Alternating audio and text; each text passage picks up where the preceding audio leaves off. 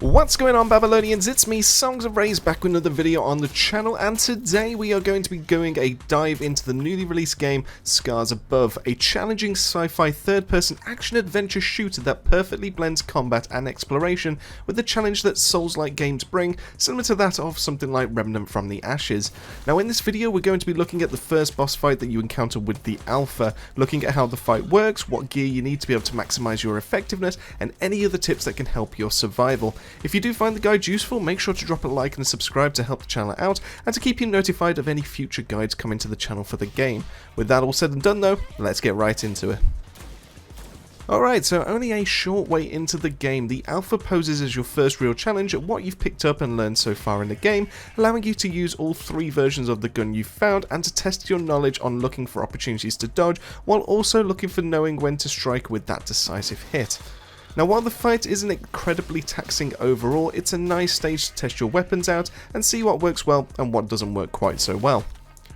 Now you'll meet this fight shortly after acquiring the Cryo variant of your gun, allowing you to progress through the worm-infested waters. After making your way through a few enemies and forging your own paths out of ice, you'll push up to the main staging area, granting a cutscene from the enemy and the game to proudly show off its main weak point, which is located in its chest. Now landing a direct hit to this lit up crit spot with the fire variant of the weapon will do a decent chunk of damage and then cause the Alpha to be able to roar at you. Using this opportunity to fire a shot into the creature's mouth will do another chunk of substantial damage, equaling around about a quarter of the overall health, and even more so if your shots have now stacked up that burn, whittling that HP away as the debuff sticks around. Usually with all this in mind, you'll only need to repeat this a total of 2 more times to fell the beast, but there are other ways to deal damage should you need to. Looking at the colouring on the beast's body, landing hits anywhere to the grey areas or the armoured sections will deal minimal damage, usually just one single point. Any of the lighter grey sections though are unarmoured, allowing the full damage potential to go through, but will consume a lot of ammo to be able to complete the fight this way due to how large that HP bar is. Now fortunately there are a lot of ammo plants littered on the outskirts of the arena, allowing for plenty of refreshes should this be needed. You can get up close and personal for some melee combat should you prefer, but this is a fairly risky tactic, and as you take the Alpha down easy enough with landing accurate shots, it's not really a necessary one to be able to take.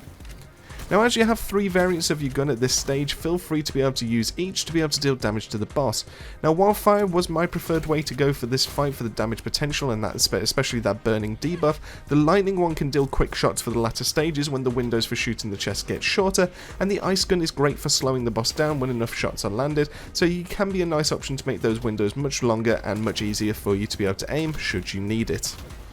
Now as for the boss, we do have several attacks to look out for that are fairly easy to dodge as long as you do notice them and dodge at the right time. These vary from running up to you for 2 melee swings, which can just be avoided by rolling to the side. We then have 3 ground eruption projectiles which don't track the player but can be used as a great window for landing more body shots once you're out of their range. And the last seems to be like a charge attack from one side of the arena towards you, but landing a hit on the Alpha's head causes them to stagger and fall to the floor to be able to get some of those quick hits in. For this I would recommend a couple of melee swings, as I did find it hard to be able to find an unarmoured location to be able to put some shots in, and as you probably would have been told from the clip that's in the background, firing at the butt of the Alpha doesn't really do too well.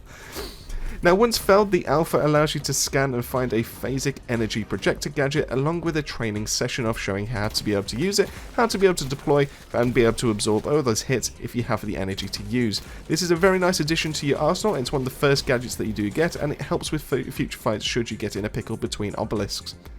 And that just pretty much roundabout covers it up for the guide of the Alpha. Fairly simple for the first boss fight, but it does get a little bit more intense when we get into some of the other boss fights as well. Let us know in the comment section down below, have you picked up ScarsAbove yet? And if so, how was the Alpha fight for you? I'm having a blast with it at 2 hours in, and I can see some interesting boss mechanics starting to develop as new gear is unlocked, so expect some more guides from us in the future. But massive thank you for making it this far into the video, and to the Babylonian family as always for their continued support. It really does help us out massively, and it keeps us doing what we do. If this guide has helped, remember to drop a subscribe for more content, and as always, keep yourself safe, keep yourselves well, and I'll see you all on our next video.